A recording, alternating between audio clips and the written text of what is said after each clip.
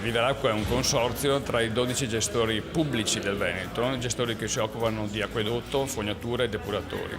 Abbiamo costruito delle progettualità assieme, in particolare sulla parte analitica. Abbiamo costituito Viveracqua Lab, che è una rete dei laboratori dei gestori, che ha proprio il compito di potenziare la capacità delle singole aziende sulla parte analitica e quindi con monitoraggio, prevenzione e cura delle qualità dell'acqua, potabile ma non solo. L'acqua è ottima, l'acqua degli acquedotti è curata, è presa dalle fonti, monitorata, trattata dove serve, seguita nelle tubazioni, consegnata nelle abitazioni, di ottima qualità su tutto il territorio veneto. Abbiamo molta cura per questo, molta attenzione, anche perché siamo società pubbliche e quindi evidentemente il nostro scopo è solo ed esclusivamente quello di fare bene il nostro mestiere. La qualità dell'acqua nella nostra regione è definibile come un'ottima qualità, proprio perché abbiamo un sistema di controllo attraverso i gestori, attraverso le aziende ULSS e attraverso ARPAV, che non solo è un sistema di controllo e di lavoro integrato, ma anche di alta qualità.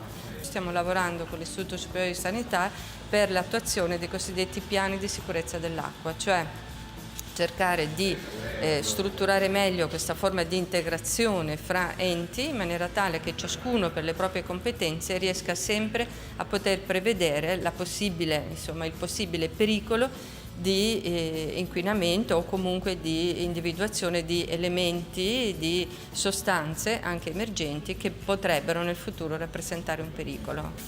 L'Istituto è l'organo tecnico-scientifico a supporto del Ministero della Salute, delle regioni e degli altri enti per la qualità delle acque.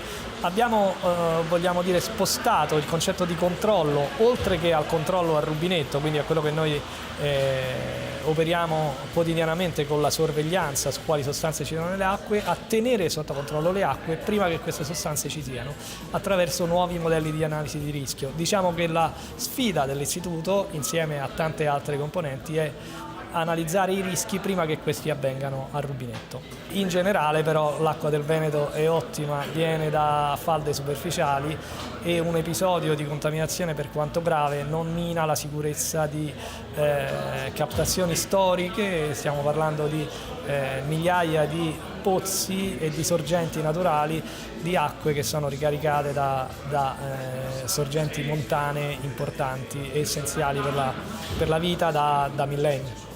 La qualità dell'acqua in questo momento in Veneto, l'acqua dei rubinetti, l'acqua che prendiamo da un gestore di servizio idrico, grazie alle 60 persone distribuite nei vari laboratori del Veneto, possiamo dire serenamente che è controllata e potabile.